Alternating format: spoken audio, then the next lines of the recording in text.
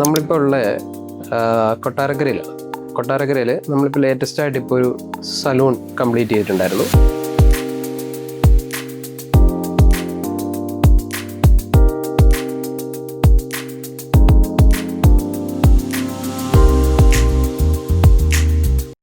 എസെൻഷ്യലിൻ്റെ ഭാഗമായിട്ടുള്ള മൂന്നാമത്തെ സലൂണാണ് ഇതിപ്പം നമ്മൾ ചെയ്യുന്നത്. നമ്മൾ നേരത്തെ റോക്ക് പേപ്പറിൻ്റെ 2 സലൂൺസ് ചെയ്തിട്ടുണ്ട്. അപ്പോൾ അത് കഴിഞ്ഞിട്ട് നമുക്ക് കിട്ടിയൊരു ഓപ്പർച്യൂണിറ്റി ആയിരുന്നു ഈ ഒരു സലൂൺ.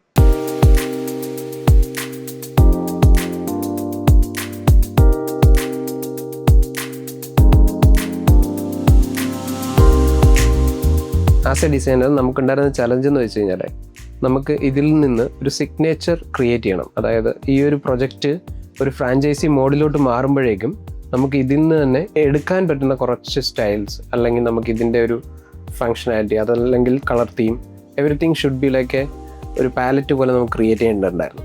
അപ്പം ആ ഒരു പാർട്ട് നമുക്ക് ഒരു പരിധി വരെ നമ്മളതിൽ സക്സസ് ആയിട്ടുണ്ട്.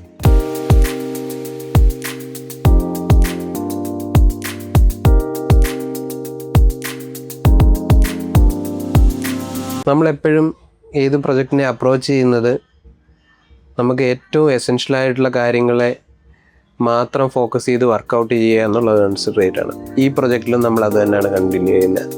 So we will keep being essential for ever.